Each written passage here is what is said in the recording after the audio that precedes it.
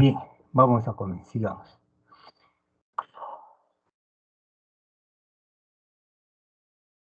Bien, creo que es tiempo más que suficiente para haber leído el texto, ¿sí?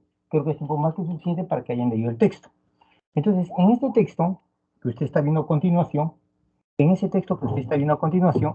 hay una serie de ideas, pero no solamente hay ideas, sino que estas ideas están relacionadas. Esas ideas están relacionadas, no son cualquier tipo de ideas. Entonces, voy a encontrar ideas que van a estar relacionadas. Voy a encontrar ideas que van a estar relacionadas. Un ratito no encuentro mi pluma. Acá está. Listo. Entonces, en el texto hay una serie de ideas. Por ejemplo, dice, a lo largo del siglo XVIII, la geología empezó a cristalizarse como ciencia independiente, alcanzando la madurez en las primeras décadas del siglo XIX.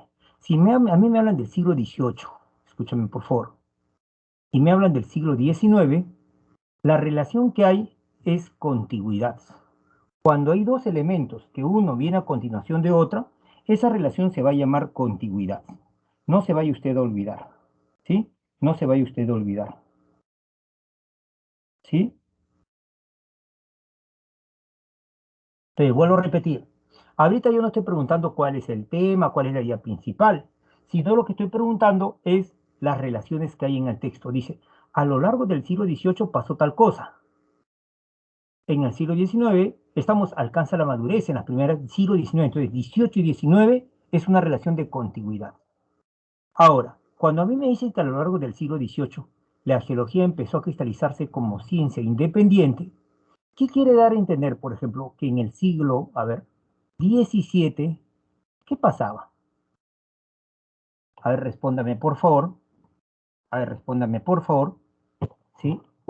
Por ejemplo, si dice, a lo largo del siglo XVIII, la geología empezó a cristalizarse como ciencia independiente. Entonces, ¿qué da a entender que en el siglo XVII, en el siglo XVI, en el siglo XV, qué pasaba con la geología?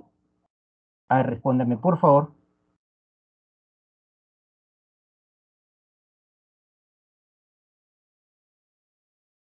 ¿Sí?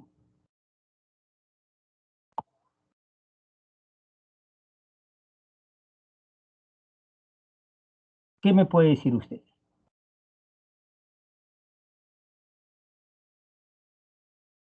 Que era una ciencia aún no independiente, aún no era independiente. Era una ciencia codependiente, no, ese co está mal. Entonces, no digan cosas que no corresponden. No era independiente, correcto, no era independiente, estaba dentro de otra ciencia, ya, bueno, dependía, eran ideas y pensamientos y no eran considerados como ciencia. No, no, eso no, no se puede decir. Porque no hemos leído todavía lo que sigue, hasta ahí. A lo largo del siglo XVIII, la geología empezó a cristalizarse como ciencia independiente. Solamente de ahí uno puede entender claramente, como me dice, que no era una ciencia independiente. Y si no era independiente, obviamente que en el siglo XVII la geología era dependiente, era dependiente, era dependiente. Entonces, ¿qué relación hay entre dependiente e independiente? La relación es de antonimia. Entonces, hay dos relaciones hasta el momento. Una relación que se llama de contigüidad, y la relación de contigüidad es cuando dos conceptos están juntos. Siglo XVIII, siglo XIX. Después hay relación de antonimia. ¿Por qué? Porque hay la relación de dependiente y la relación de independiente. Y sigo la idea. A lo largo del siglo XVIII, la geología empezó a cristalizarse como ciencia independiente, alcanzando la madurez en las primeras décadas del siglo XIX. Quiere decir que antes, en el siglo XVIII, la ciencia llamada geología no era madura. Era independiente, pero todavía no era madura. Por lo tanto, después comienza a madurar. Entonces, ¿ahí qué relación hay? Una relación que se va a llamar de evolución. Cuando algo mejora, se llama evolución.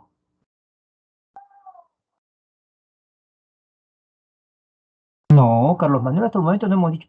O sea, Carlos Manuel, uno tiene que trabajar el texto no de acuerdo a lo que yo sé. Yo puedo decirte muchas cosas de la geología que yo he leído, pero cuando uno marca una respuesta, debe marcar en función a lo que dice el texto, ¿sí? En función de lo que decía el texto. Entonces, el texto lo que da a entender es que la ciencia en el siglo XVII y XVI era dependiente. En el siglo XVIII empieza a independizarse, pero todavía no hay madurez. Y en el siglo XIX alcanza la madurez. Hay un proceso ahí. Entonces, ¿qué relaciones hay? Relación de continuidad, relación de antonimia, relación de evolución. Ahora, esto es así, dice el texto, esto es así porque, o sea, ¿por qué se da este proceso? Porque anteriormente la geología era un campo de estudio dividido y disperso. Cuando usted tenga la palabra porque, lo que anuncia es la causa. Entonces, esto que estoy poniendo yo entre corchetes es la causa. Si yo digo, por ejemplo, está alegre, y aparece la palabra porque, quiere decir que lo que sigue va a ser la causa. Está alegre porque ingresó a la Universidad Nacional Mayor de San Marcos. Entonces, este porque indica que lo que sigue es la causa. Por lo tanto, aquí hay relación de causa-efecto. ¿Cuál es la causa? Porque hay la relación de causa-efecto. ¿Cuál es la causa? La causa es esta. La geología era un campo de estudio dividido y disperso. Este hecho es la causa de que se dé el proceso anteriormente mencionado, que empiece a independizarse y alcance la madurez. Eso es la causa. ¿Sí? Claro, Carlos Manuel, claro. Te llamas igualito que mi sobrino, Carlos Manuel. Entonces, si usted se da cuenta, en este texto, ¿qué relaciones estoy encontrando? Estoy encontrando relaciones, por ejemplo, de continuidad. Por ejemplo, siglo XVIII y siglo XIX. ¿Qué relación estoy encontrando? De antonimia, dependiente, independiente. ¿Qué relación estoy encontrando? Evolución, alcanza la madurez. ¿Qué relación hay? Causa-efecto. ¿Sí? La geología era un campo de estudio dividido y disperso, es la causa, y el efecto es el proceso de independización y maduración. Mire, solamente en 3 líneas yo ya encontré 4 tipos de relaciones. Entonces, en el texto yo voy a encontrar una serie de relaciones. ¿Sí? Voy a encontrar una serie de relaciones. Ahora, pero la referencia es otra cosa. La referencia es otra cosa. Escúchame, por favor. ¿Qué es la referencia? Para entenderlo mejor, vamos a poner un ejemplo. Pongamos que esta niña que usted está viendo,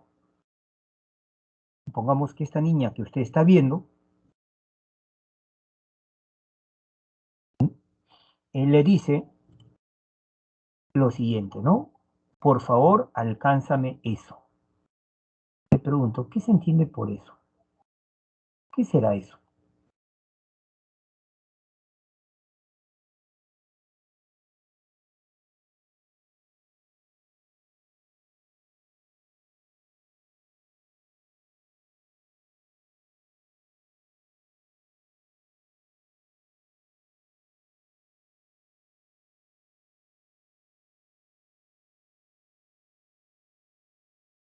A ver, escríbeme.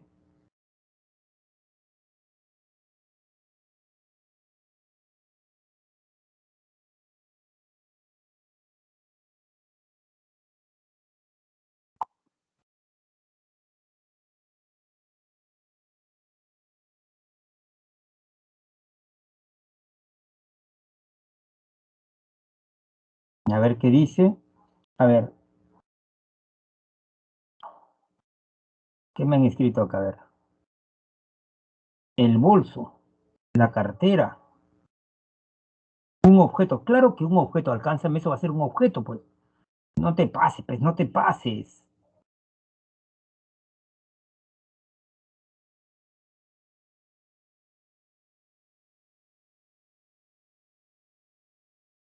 Sí, sí sirve para preguntas. ¿Por qué no va a servir para preguntas? Un objeto. El objeto dice Michelle. ¿Y por qué Michelle no la silla? ¿Por qué no el reloj?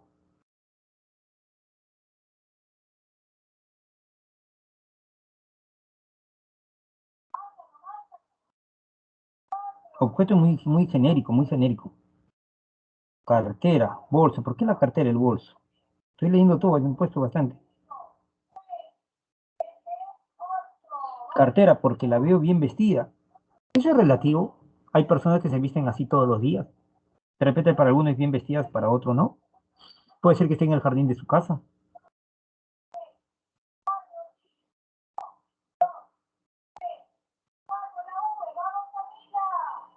Pero no veo señalando a nadie. Ángel.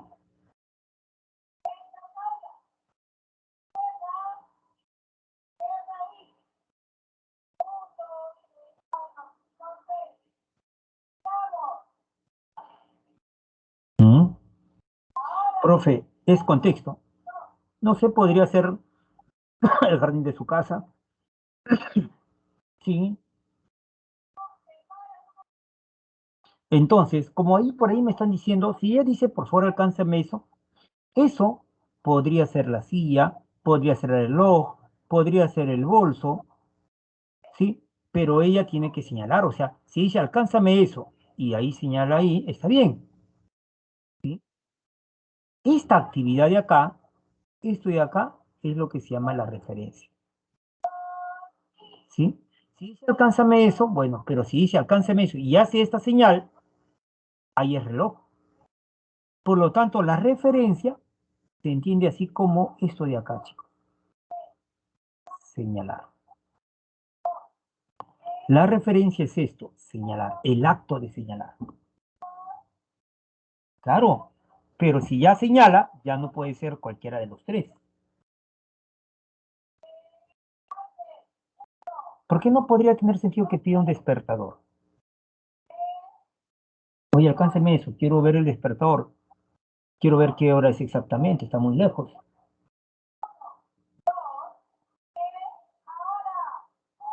¿Mm? Es lo que esta señorita le dice a su novio. Supongamos que ella le dice, supongo que ella le dice, mira aquello, mira aquello. Eso es lo que ella le dice. Y él va a decir, oye, ¿a quién se refiere, Dios mío? Entonces lo que ella tiene que hacer es esto de acá, señalar. Y si señala una nube, aquello será la nube. Señala un avión que está pasando, aquello será el avión. Entonces la referencia no es otra cosa que señalar. No se vaya usted a olvidar.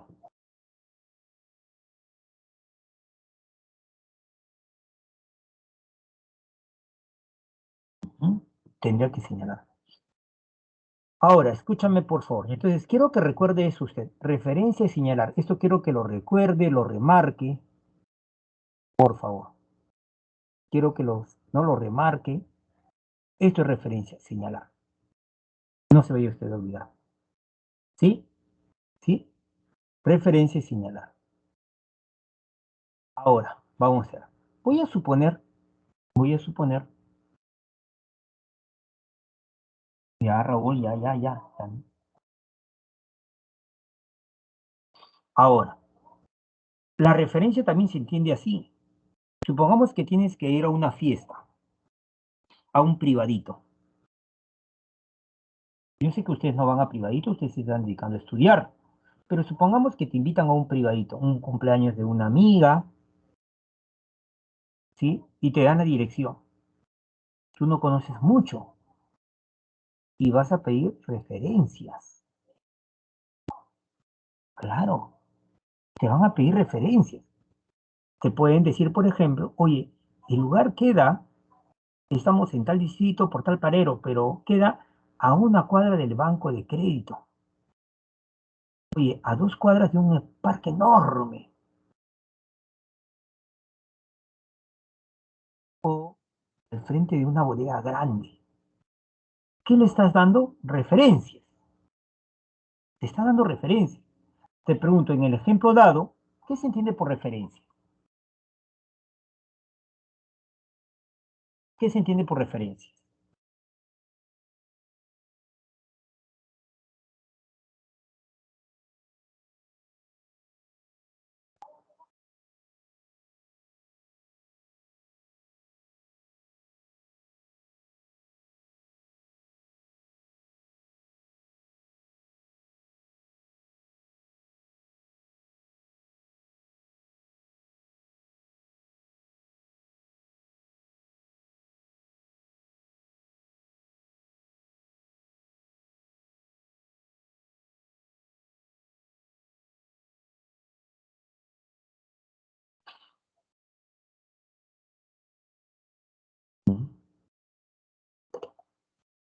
¿Sí? ¿Qué se entiende por referencia? A ver, dígame usted, por favor.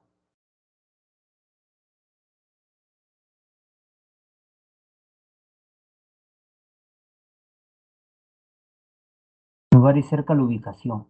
Lugar cercano, correcto, Saúl. Indicaciones, correcto. Se va a entender así. Elemento cercano. Entonces, si usted une los dos conceptos, ¿qué será referencia? Será señalar a un elemento cercano. Recuerde, esto es referencia, observación. Observación. La referencia es señalar a un elemento cercano. Eso es referencia. Ahora, ¿por qué realizar la referencia? O sea, ¿por qué debo señalar a un elemento cercano? O sea, ¿por qué realizar la referencia? ¿Sí? Escúchame por favor, porque van a haber tipos de conceptos. Los conceptos lo voy a entender yo, escúchame por favor, como palabras o frases. Van a haber tipos de palabras o frases. Por ejemplo, hay un tipo de concepto que se va a llamar lleno, otro concepto se va a llamar vacío y otro concepto se va a llamar semivacío. ¿Sí?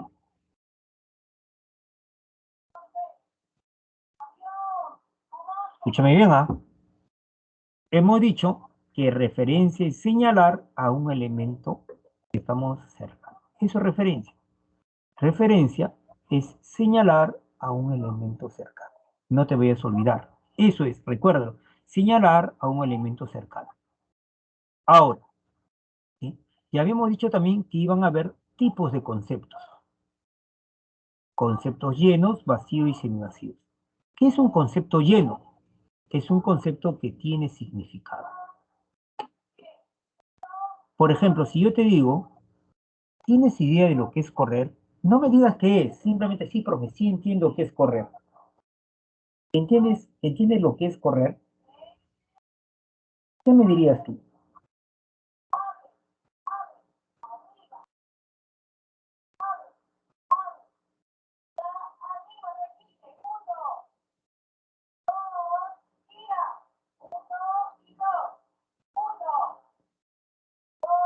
Mm.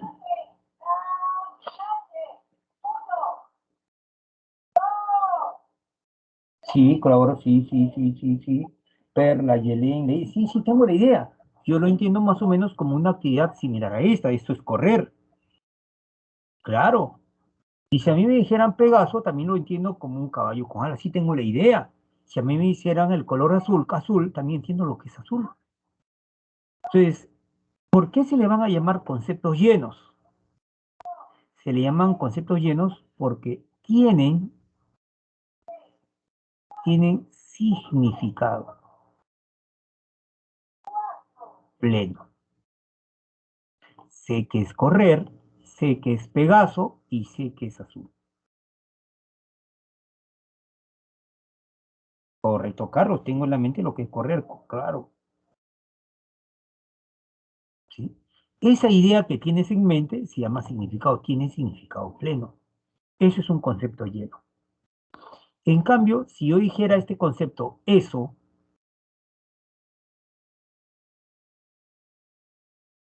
si es que hay una pelea y yo digo a alguien, oye, mira, eso, eso es la pelea, si señalo yo a esa pelea.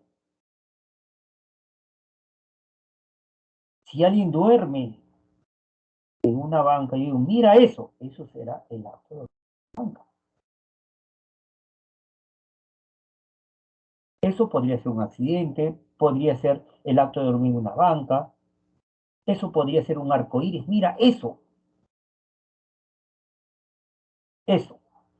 Pero si no señalo a nadie,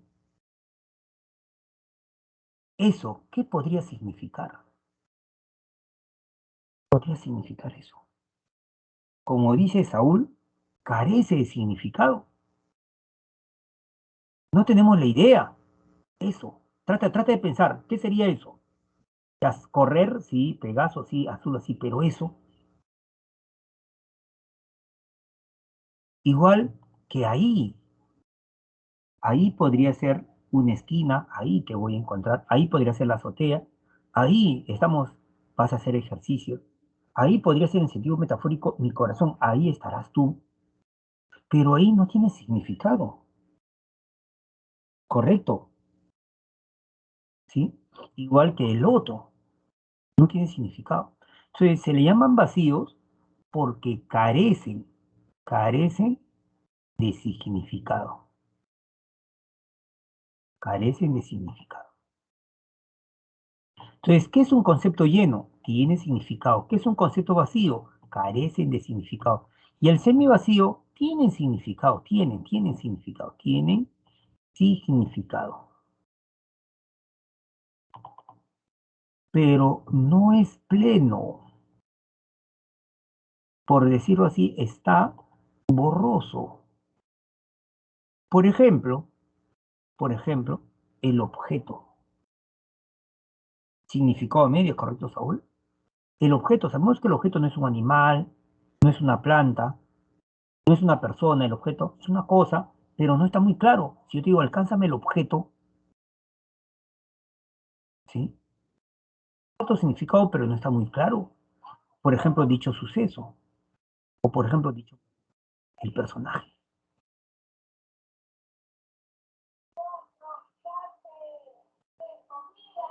Entonces, ¿qué es un concepto lleno?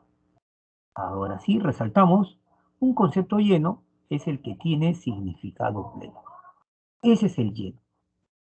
El vacío, carecen de significado los vacíos. Y los semivacíos tienen significado, pero no es pleno, está borroso. ¿Sí? No te vayas a olvidar. Entonces decimos y hacemos el análisis. Los llenos tienen significado, los vacíos carecen de significado, o los semivacíos tienen significado, pero no es pleno, está borroso.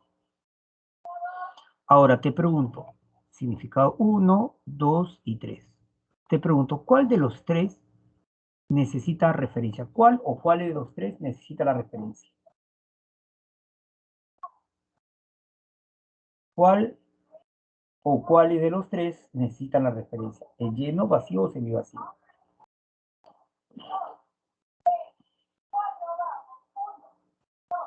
Correcto, 2 y 3, 2 y 3. Los vacíos y los semivacíos, correcto, 2 y 3. No solo el vacío, también los semivacíos. No solo el semivacío, también el vacío. El lleno no, porque el lleno ya tiene significado. ¿Correcto? Sigamos, sigamos. A ver, sigamos. Por ejemplo, acá en este texto. El hombre enfermo aceptó y se fue a vivir al monte, lejos, más lejos que el pueblo San Marcos todavía. Hacía ya mucho calor y eso le hacía bien.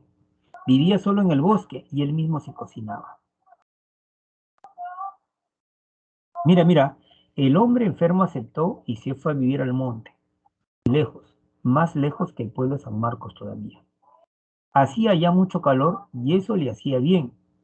Vivía solo en el bosque y él mismo se cocinaba. Hagamos la referencia. El hombre enfermo aceptó y se fue a vivir al monte, lejos, más lejos que el pueblo de San Marcos todavía. Hacía hacía allá mucho calor, fíjese allá. Y eso le hacía bien, le hacía bien. Vivía solo en el bosque y él mismo se cocinaba. Los conceptos que yo estamos remarcado necesitan la referencia, son conceptos vacíos. Por ejemplo, ¿quién significa allá? El hombre enfermo aceptó y se fue a vivir al monte, lejos, más lejos que el pueblo San Marcos todavía. Hacía allá mucho calor. Allá. ¿Quién es allá? ¿A quién se refieren con allá?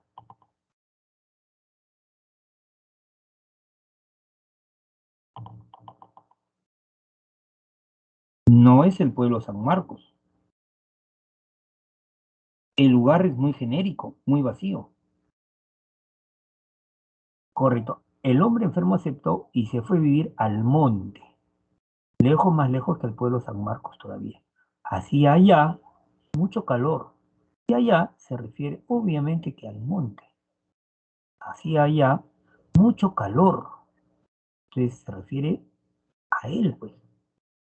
Se refiere pues al monte. Hacía allá mucho calor. Ahora pregunto, dije, y eso le hacía bien, eso. Ahora sí pregunto, ¿qué es eso? ¿Qué es eso? Claro, eso es el calor. Y eso, o sea, el calor le hacía bien. Le hacía bien. ¿A quién le hacía bien? Le hacía bien. Le hacía bien. ¿Quién es le? Y eso le hacía bien.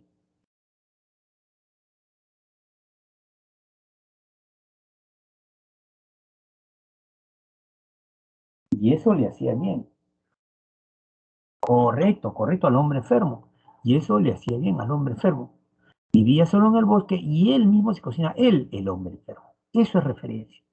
La referencia es la actividad por las cuales señalamos a otras partes del texto.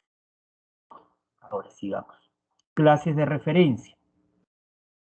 Van a haber dos tipos de referencia. La referencia endofórica y la referencia exofórica. Recuerde usted. Endofórica y exofórica. La referencia endofórica, recuerde usted que endo significa dentro y foro tiene que ver con el texto. Entonces, y referencia es señalar.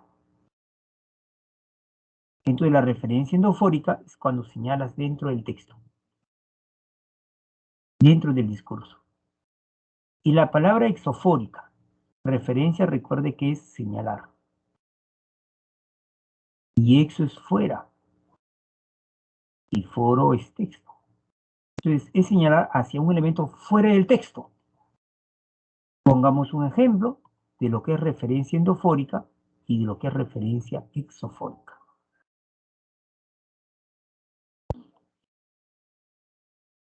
Por ejemplo, esta niña, si dijera así, Dios es todopoderoso, solo Él nos salvará. Te pregunto, ¿a quién se refieren con Él? ¿Quién sería Él? Dios es todopoderoso, solo Él nos salvará. ¿Quién sería Él? Dios, correcto, no sigo. Dios es todopoderoso, solo Él, refiriéndose a Dios, solo Él nos salvará. Pero Dios acá también es una palabra, parte del texto. Entonces, dentro del texto, la palabra Él señala a otra palabra del texto. Se da la referencia dentro del texto. Esto es referencia, no se debe olvidar, referencia endofórica. En cambio, supongamos que esta niña dijera así, ¿no? A cuidarse. Solo Él nos salvará. Solo Él. ¿Pero quién es Él? Él, profe. Él es Él. ¿Pero quién es Él? Él, profe, Él. No sabemos quién es Él. Y ella hace esta señal.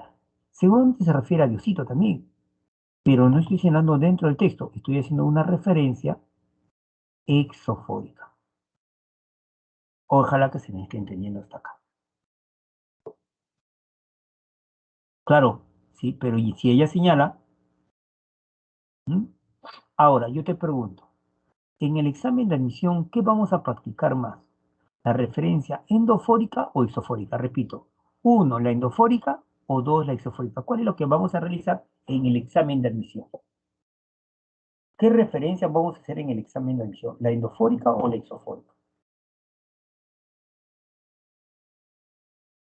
¿Cuál creen ustedes?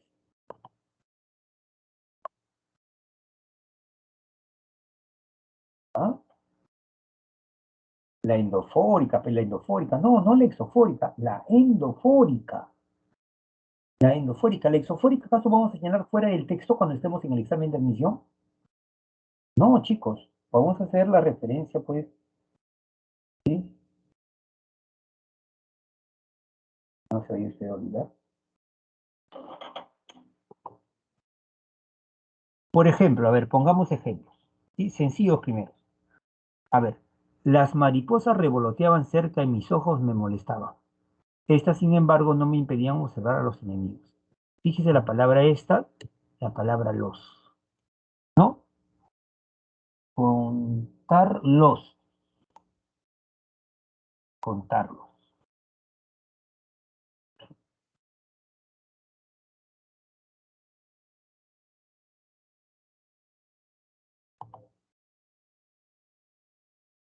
A ver, vamos a ver ahí. ¿A quién se refieren con estas? ¿Qué me dice usted? ¿A quién se refieren con estas?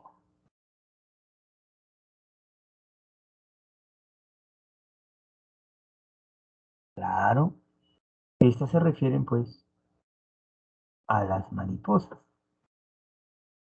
Sí, las mariposas revoloteaban cerca de mis ojos, me molestaban. Estas, las mariposas, estas, sin embargo, no me impedían observar a los enemigos y contarlos. ¿Y ese los a quién se refiere? Ese los a quién se refiere. Contarlos, dice.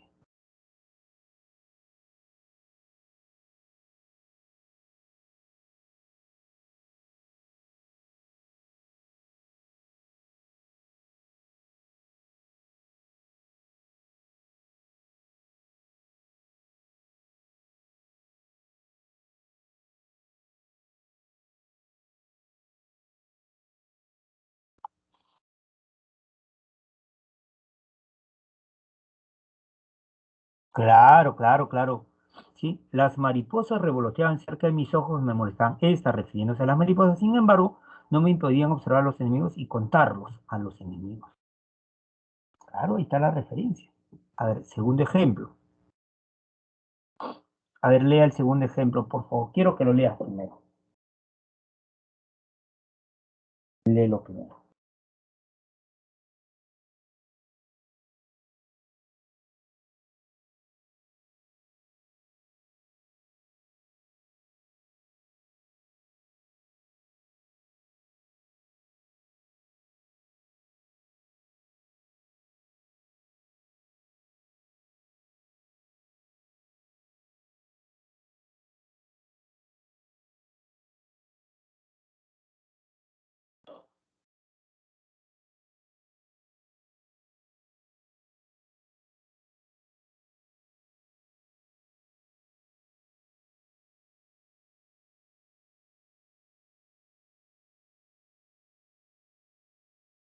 A ver, veamos ahí. A ver, vamos a analizar las siguientes frases.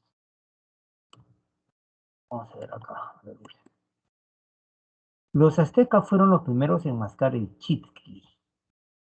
Esta savia endurecida, originaria de un árbol de México, fue el origen de la afición a tener las mandíbulas ocupadas. Fue en 1871 cuando se pusieron a la venta los primeros chicles, gracias al fotógrafo Thomas Adams. Al principio estas gomas eran insípidas, hasta que en 1875 un farmacéutico decidió aromatizarlas. Para ello utilizó bálsamo de tolú. Esta resina aromática usada en los jarabes contra la tos sirvió para dar sabor a los chicles. Aquí hay un problema de tipeo. A los chicles. ¿Sí? A los chiches, dice. A los chicles. A ver acá. Voy a ponerle de color negrito. A los chicles. Pronto se añadieron otros aromas como menta, fresas, etc. ¿Correcto? A ver, comenzamos. Los aztecas fueron los primeros en mascar el chicle. Esta savia endurecida. ¿A quién se refieren con esta savia endurecida? Correcto. Esta savia endurecida se refiere al chitli. Los aztecas fueron los primeros en mascar el chitli. Esta savia endurecida, el chitli, originaria de un árbol de México, fue el origen de la afición a tener las mandíbulas ocupadas. Fue en 1871 cuando se pusieron a la venta los primeros chicles. No el chicle, ¿no? Que es otra cosa, los primeros chicles.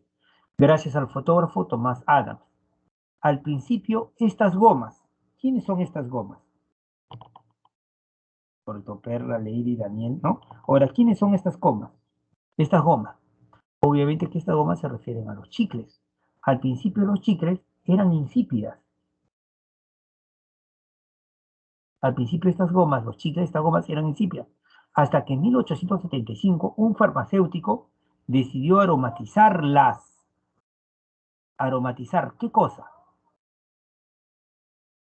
Decidió aromatizarlas. ¿Aromatizar qué cosa?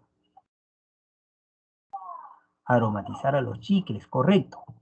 Para ello utilizó bálsamo de Tolú. Para ello, ¿qué es ello? Para ello utilizó bálsamo de Tolú. ¿Quién es ello? Para ello utilizó bálsamo de Tolú. Correcto, correcto, excelente. Santos, Mirko, ¿sí? Melanie, Sebastián. Para ello, es decir, para aromatizarlas, utilizó bálsamo de Tolú. Esta resina aromática usada en la jarabe contra la tos sirvió para dar sabor a los chicles. ¿Quién es esta resina aromática ahora? ¿Quién es esta resina aromática? Correcto, el bálsamo de Tolú. Entonces, fíjese cómo se está yendo en referencias. A ver, siguiente ejemplo. Léalo, por favor. Siguiente ejemplo. Las revoluciones europeas iniciadas en 1789 supusieron el fin del absolutismo monárquico. Con ello empezó la expansión de una nueva forma monárquica, la monarquía constitucional.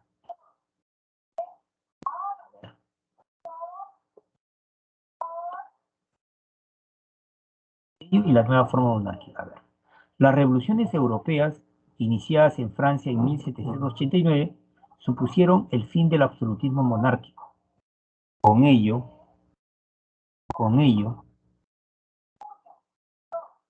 ello no es el absolutismo. Ello es con ello. ¿Quién es ello? Ello no es correcto, Michel. Ello es el fin del absolutismo monárquico. Las revoluciones europeas iniciadas en 1789 supusieron el fin del absolutismo monárquico. Con ello, con el fin del absolutismo monárquico, empezó la expansión de una nueva forma monárquica, la monarquía constitucional. ¿Quién sería la nueva forma monárquica? ¿Quién sería la nueva forma monárquica? La nueva forma monárquica sería la monarquía constitucional. ¿Sí? ¿Estamos bien hasta acá? Chévere, chévere hasta acá, creo que sí. Pero ahora viene un texto tipo examen de admisión. Ahora viene un texto tipo examen de admisión, correcto, Perlita, correcto, Perla. Perla Elizabeth. Quiero que leas este texto. Quiero que leas bien este texto. Y después de leer el texto, escúchame, por favor, me vas a decir quiénes son las palabras que están subrayadas. ¿Correcto? Repito nuevamente, ¿sí? Repito nuevamente. Quiero que leas este texto y ya vamos a hacer la referencia. Te voy a dar 5 minutos. Analízalo bien, por favor. No te equivoques. Tú mismo eres, ¿sí? Analízalo bien, por favor. Analízalo bien, por favor. Un ratito, por favor. A ver qué dice acá.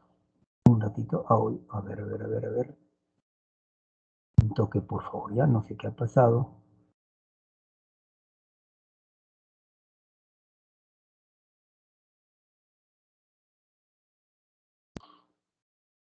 Ahí está.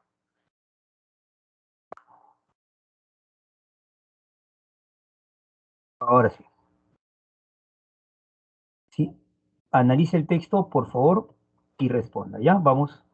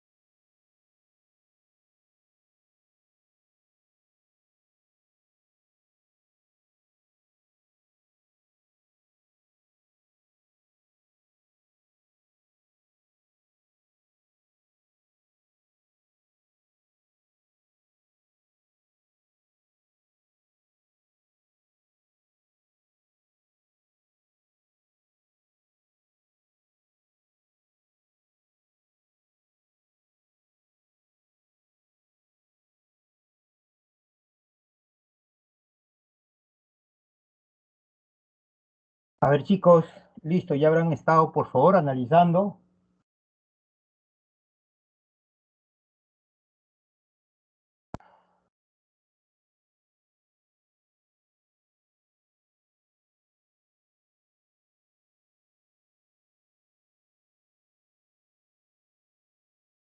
A ver, chicos, ¿qué me dicen a través del chat, por favor?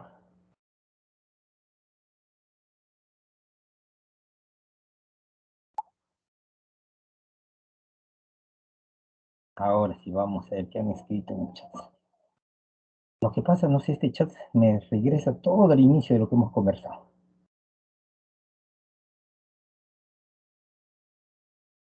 ¿Ya habrán hecho los estos?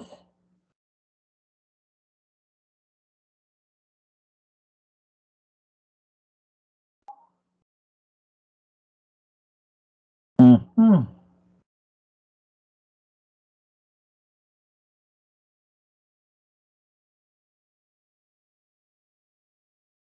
Correcto, su es adjetivo.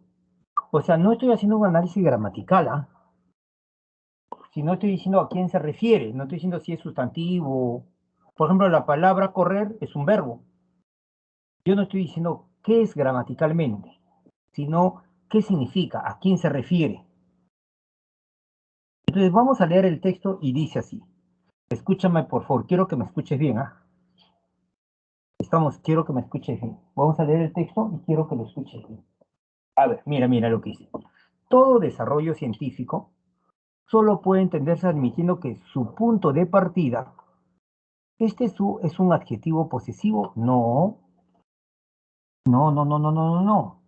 La palabra su es un determinante posesivo. Antes se le llamaba adjetivo posesivo. El su es un determinante posesivo. Entonces, cuando tú tengas posesivos, eso es regla de lectura, vas a preguntar esto de acá. Lo voy a poner de otro color. Vas a preguntar esto de acá. Escúchame. Vas a preguntar esto de acá. A ver, un gatito, no sé por qué sale esto.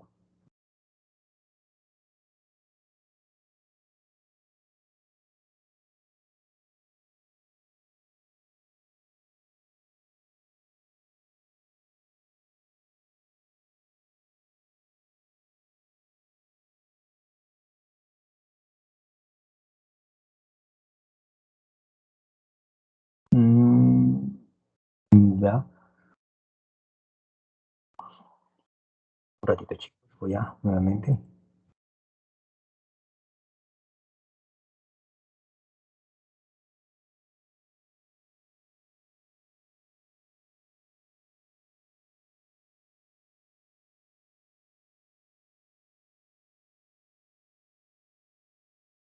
Ujú. A ver, voy a trabajar acá, ¿ya? Entonces, a ver, el su es un posesivo. Entonces, cuando haya posesivos en la parte inferior, voy a preguntar esto. O sea, cuando haya posesivos, voy a poner pos, vas a preguntar esto. ¿De quién o vas a preguntar de qué? Claro que también puedes preguntar en plural de quiénes, ¿no? Entonces, todo desarrollo científico solo puede entenderse admitiendo que su punto de partida, ¿de quién es la pregunta? O el punto de partida de qué. Y la respuesta van a ser, y la respuesta va a ser, ¿sí? Vamos, va a ser, pues, de todo desarrollo científico. Miren, a ver, vamos a ver acá. ¿Qué referencia? Hemos visto eso, qué raro. Ajá. No voy a pasar, por favor, porque no sé qué es lo que ha pasado. Ahí está. Entonces, que su punto de partida, ¿de quién? Se refiere obviamente al desarrollo científico. O sea, todo desarrollo científico, ¿sí? Todo esto que se llama desarrollo científico, solo puede entenderse admitiendo que su punto de partida de ese desarrollo científico es un problema o una situación problemática. Es decir, que tal progreso, es decir, que tal progreso, refiriéndose pues al desarrollo científico, es decir, que tal progreso, ese desarrollo científico, ocurre por el surgimiento de un problema en una situación determinada de nuestro saber total como punto de partida del ensayo-error. He analizado hasta acá. Ahora, voy a ir analizando un ratito más. Escúchame, por favor. Quiero que te fijes que estamos en es decir. Quiero que te fijes en es decir. Quiero que te fijes en es decir. ¿Sí? No te vayas a olvidar. Quiero que se fije. Uy, se fue nuevamente.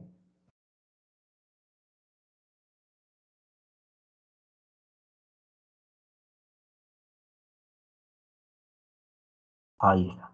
Quiero que se fije en es decir. ¿Sí? Que se fije en es decir. Mire, en esta palabra es decir, lo voy a poner de otro color. Esta palabra es decir significa que va a repetir lo que ya se dijo. Entonces, si usted se da cuenta, dice, el desarrollo científico, el desarrollo científico es lo mismo que decir tal progreso. Solo puede entenderse admitiendo que su punto de partida, ese es el surgimiento. Su punto de partida es su surgimiento. Su punto de partida es un problema. Ocurre por surgimiento de un problema. O sea, todo coincide acá. Es decir, es un conector que indica que va a haber una igualdad, una repetición. Entonces, ¿qué dice la primera parte? Todo desarrollo científico solo puede entenderse admitiendo que su punto de partida del desarrollo científico es un problema o una situación problemática. Repito, es decir, que tal progreso, el desarrollo científico, señalo, ocurre por el surgimiento de un problema en una situación determinada de nuestro saber total como punto de partida del ensayo-error. Punto seguido. La teoría científica antigua enseñaba y lo sigue enseñando, y lo sigue enseñando. ¿Qué cosa? Esto de acá, esto de acá, esto es lo que sigue enseñando.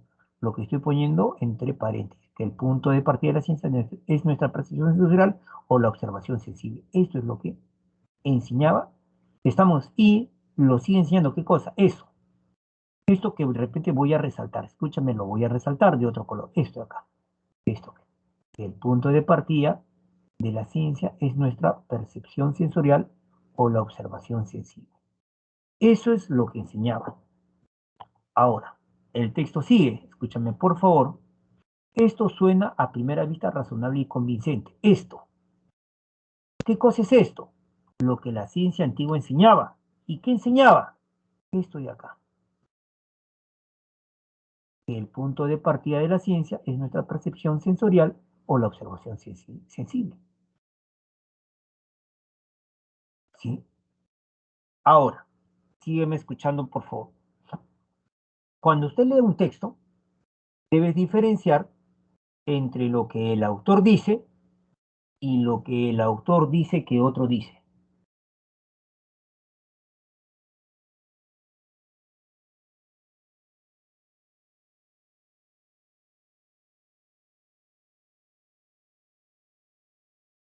Escúchame por favor, escúchame bien, ¿eh? Mira, mira, mira. Cuando usted lee un texto de examen de admisión, los textos de examen de admisión no son simples, sino son textos donde hay polémicas y debates, donde hay controversias, los textos de exámenes de admisión.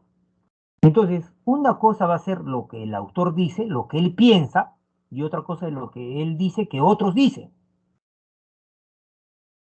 Y cuando el autor nos dice que otro dice tal cosa, el autor puede estar a favor o podría estar en contra. Entonces, acá la primera línea, espero que estés conmigo en el análisis. Todo desarrollo científico solo puede entenderse admitiendo que su punto de partida, es decir, el punto de partida del desarrollo científico, es un problema. Quiere decir que para el autor del texto, el progreso científico, el desarrollo científico, su origen es un problema. Ahora, ¿qué enseñaba la teoría científica antigua? No el autor, no es lo que el autor dice. Enseñaba y lo sigo enseñando. ¿Qué nos dice? El punto de partida de la ciencia es nuestra percepción. Quiere decir que hay un debate entre lo que el autor dice y lo que dice la teoría científica antigua. ¿Qué dice el autor? El origen del desarrollo científico, del progreso científico, es el problema. ¿Qué nos enseñaba la teoría antigua? La teoría científica antigua. El punto de partida es la percepción. No el problema, sino la percepción. Entonces el autor dice, esto suena a primera vista razonable. Esto, ¿qué cosa? Lo que está en amarillo. Lo que enseñaba la teoría científica antigua, que el punto de partida es la percepción. Esto suena a primera vista razonable y convincente. Pero dicha aseveración, ¿cuál aseveración? Esta aseveración de acá, esa que está en amarillo, pero dicha aseveración es absoluta y probablemente falsa. Esa aseveración es falsa. ¿Qué aseveración? Lo que decía la teoría científica antigua, que la ciencia, que el desarrollo científico es la percepción. Eso es falso, dice. ¿Por qué? Porque para el autor del texto, el inicio del desarrollo científico es el problema. Es un problema. Ahora, la pregunta es, ¿cómo llegó la antigua teoría científica a la falsa idea del origen epistemológico? ¿Y cuál es la falsa idea del origen epistemológico? La falsa idea es esta de acá, es lo que está en amarillo. Esa es la falsa idea, que el punto de partida de la ciencia es la percepción. ¿Cómo llegó a esa idea falsa? Que la ciencia se origina en la percepción. La antigua teoría científica dependía, en este punto, de la teoría del conocimiento del entendimiento humano sano. Entonces, el autor, ¿qué dice? Para resumir, el autor dice, la ciencia se origina, el progreso de la ciencia es el problema. ¿Qué decía la teoría científica antigua? No, el origen de la ciencia, el origen del desarrollo científico es la percepción. Y el autor dice, eso parece razonable, pero es falso. Ahora, ¿cómo se llega a esa falsa idea? ¿Cómo la antigua teoría llega a esa falsa idea? La falsa idea es justamente que el punto de partida de la ciencia es la percepción. La antigua teoría científica dependía en este punto. ¿Cuál punto? Estamos hablando de este punto, el origen de la ciencia, el origen epistemológico. Esto es el origen del desarrollo científico. Dependía en ese punto de otra teoría, tercera teoría, la teoría del conocimiento del entendimiento humano sano. Entonces, van a haber tres teorías, tres planteamientos. La teoría del autor, uno, TA. Dos, la teoría de la ciencia antigua, TCA. Y tres, hay la teoría del conocimiento, TC. Tres teorías. La teoría antigua, la teoría, la teoría del autor, la teoría de la ciencia antigua y la teoría del conocimiento. ¿Qué me dice el autor del texto? El autor dice, el desarrollo científico es el problema. ¿Qué dice la teoría de la ciencia antigua? El origen del desarrollo científico es la percepción. Y el autor dice, ¿cómo se llega a esa falsa idea? Porque la teoría antigua depende de otra teoría, de la teoría del conocimiento del entendimiento humano sano. Esta nos dice, ¿quién es esta? Esta viene a ser esta teoría, la teoría del entendimiento del conocimiento, la teoría del conocimiento del entendimiento humano sano. Esa es la teoría. Esa teoría nos dice, en efecto, que nuestro saber acerca del mundo exterior depende siempre de las impresiones de nuestros sentidos. El autor dice, desde luego, es cierto que nuestros órganos sensoriales nos informan sobre el medio ambiente. Es cierto eso que, ¿no? Que los órganos sensoriales nos informan sobre el medio ambiente y que los necesitamos. ¿A qué los necesitamos? Necesitamos pues a los órganos sensoriales y que los necesitamos. Imperiosamente necesitamos a los órganos sensoriales para ese fin. ¿Cuál es el fin? Para que nos informen sobre el medio ambiente. Pero no podemos extraer ¿de qué? De que los necesitamos, la conclusión de que nuestro conocimiento comienza con la percepción sensorial. Una cosa es que los necesite y otra cosa es dónde comienza.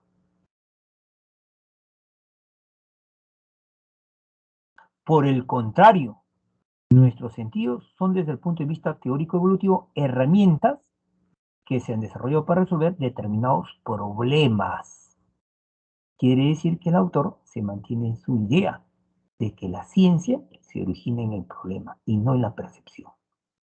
Ahora, yo necesito la percepción, sí, pero el desarrollo científico de la ciencia no se origina en la percepción. Pregunto, chicos, o de repente es muy fuerte, dígame, ¿se entendió el texto? El texto lo que nos dice es, oye, el desarrollo científico se origina en el problema. Hay otra teoría que dice que el desarrollo científico se origina en la percepción y el autor dice, eso es falso. Y eso se debe a que esta teoría antigua dependía de otra teoría. Ahora, esa otra teoría nos decía, estamos, que si yo quiero conocer el mundo, necesito de los sentidos. Pero el que necesite de los sentidos no quiere decir que el conocimiento se origine en los sentidos, en la percepción. Más bien, los sentidos surgen porque hay ciertos problemas. Ujú. Entonces, chicos, espero que usted esté claro. Esperemos que estemos claros. ¿Sí? No se olvide, por favor. No se olvide, por favor. ¿Ya? Hay que hacer la referencia, hay que practicar, hay que practicar. Les estoy dejando también para que haya apareamiento de sinónimos. ¿Sí? O sea, les estoy dejando un material para que practiquen ustedes referencia. Es un material con claves también, no se preocupen. ¿Ya? Ahora, estoy dejando aquí en la diapositiva para que usted también aprenda significado de palabra. Por ejemplo, la palabra cisma significa ruptura, significa división, ¿sí? Entonces, su sinónimo tendría que buscarlo. Prudencia, ayudarse, si junto o no, podría ser discordia o podría ser desunión, pero obviamente estamos un cisma, podría ser una desunión, una ruptura, una división o una discordia, que es una enemistad, una pelea, ¿sí? Pero mejor sería aquí uno. ¿Qué es siar? Siar es remar para atrás. Y si es remar para atrás, es retroceder, es recular. Por lo tanto, aquí sería el número 2. Y así usted va apareando. Y lo mismo sucede con antónimos. Hemos dicho que siar es retroceder. Entonces el antónimo será avanzar. Aquí va a ir el número 4. Y así hace usted la relación de los términos.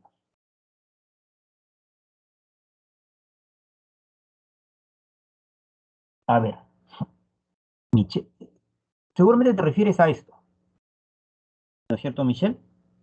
A la referencia. A ver, a ver, a ver, vamos a ver, vamos a explicar. Sí, vamos a explicar. A ver, por acá, a ver. Por acá voy a explicar. Necesito espacio. A ver, acá. Cuando usted tiene un texto, cuando usted tiene un texto de acá, ahí está, párrafo uno, párrafo 2, supongamos. Y te pueden preguntar, por ejemplo, una pregunta sería, ¿cuál es el tema central? ¿Sí? Podrían preguntar, por ejemplo, ¿qué significa tal término? O te podrían preguntar, se deduce el texto. Diversos tipos de preguntas, ¿correcto? Ahora, para yo responder este tipo de preguntas y otras más, yo necesito comprender el texto,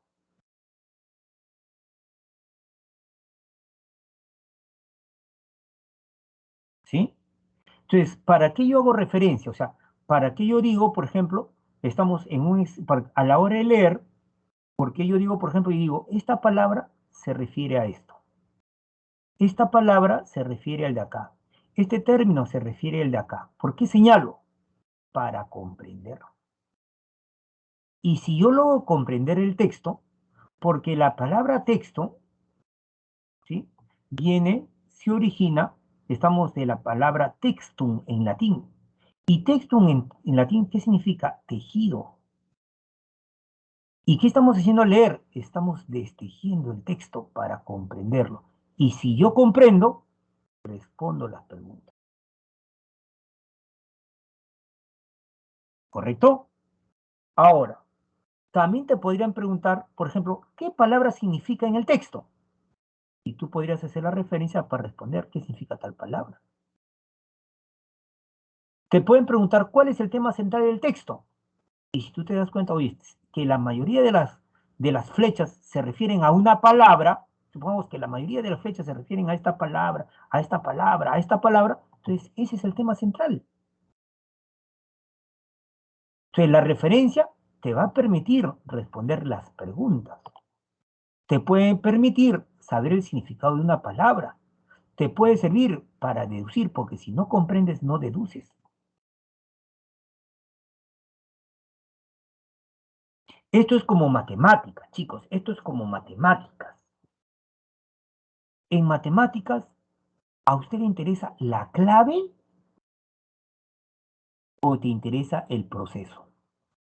Te pregunto, ¿qué les interesa a usted en el examen de admisión? ¿La clave?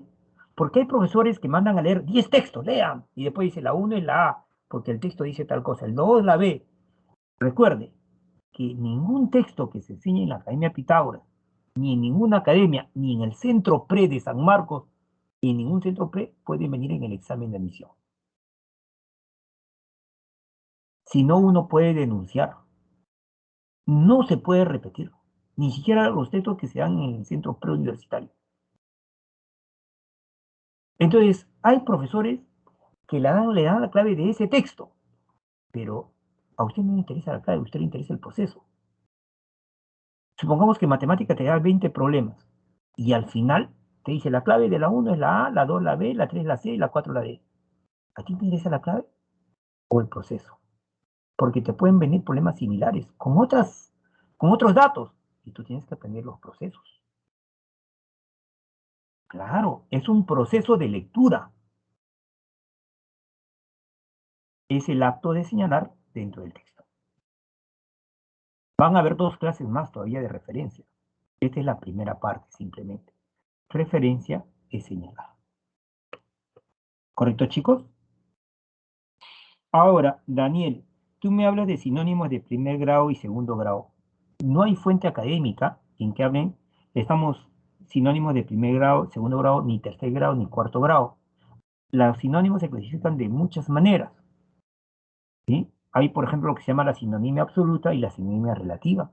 Hay la sinonimia paradigmática. Hay la sinonimia contextual. Pero no hay sinonimia de primer, segundo, tercer, cuarto, quinto grado. Eso no existe, hijo. De repente por ahí alguien te lo ha dicho y yo quisiera que me den las fuentes académicas. Porque tienen que haber fuentes académicas. No es porque a mí se me ocurre ponerle un nombre y yo lo voy a poner. ¿Ya? No hay sinónimo de primer grado, segundo grado, tercer grado. Eso no existe.